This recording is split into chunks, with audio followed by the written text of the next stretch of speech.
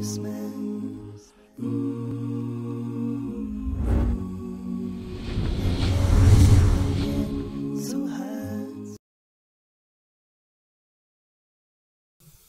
addition, how can Islam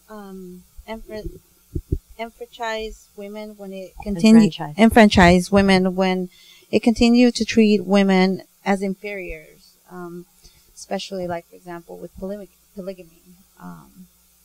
What are your thoughts on that? Well, I don't think. I mean, there's a difference between treating a woman as inferior and the whole and the issue of polygamy. Obviously, if women are treated as inferior, there's a problem.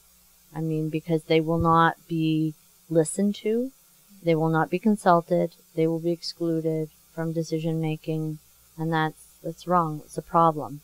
The Prophet Muhammad, peace be upon him, he consulted with women, not just with his relatives, but there were other women who he would, senior women in the community, whose advice he would get. So women have a place in the community, and they shouldn't be looked at as inferior to men in any case. That needs to be corrected if that happens. But polygamy is a different issue. You know, even when polygamy was something that was non-controversial in society, and polygamy was legal in Judaism, it was lawful in Christianity up to a certain point. It's still practiced in many societies throughout the world. But even when polygamy was non-controversial in Muslim society, say in the medieval period, at the period of when Muslims had the strongest sort of political and economic systems, polygamy was always a very a lesser choice among Muslims, so that a small minority of Muslim families ever were polygamous. And why is that? Because it's difficult. Because it is, it's not the ideal situation if all other choices, you know, all other things being equal. Most families would say it's not the ideal situation. It's too difficult to manage. There's jealousy, there's, you know, all sorts of human dynamics. That's the reality of it. But it has been permitted as an option in for the Muslims who need it and who decide by mutual consent. The Quran was revealed verses on polygamy in a time of war, when there were many widows and when there were orphans. And so these were people, especially in a society that's not well developed, that doesn't have a well developed economy and educational system. Your security is really with your family.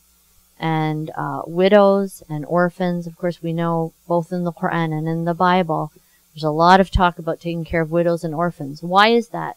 Because they're so vulnerable in any society, but especially in a kind of underdeveloped society. So polygamy allowed for that kind of stability. But, you know, what we find is that most people want a relationship that is a deep and intense love and friendship between a man and a woman.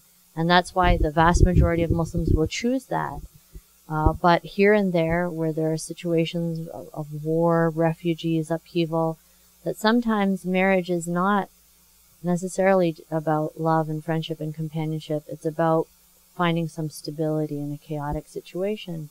And they'll continue, you know, to take that choice. One of the brothers in the Dawah group told me that, Imam, it is our goal to give every American a copy of the Quran. The question is simple. Are we ready to support this noble effort? Share what we've been blessed with? Islam. We invite you to join and support 877Y Islam. Let's gain the pleasure of Allah by fulfilling our collective obligation to serve His Deen.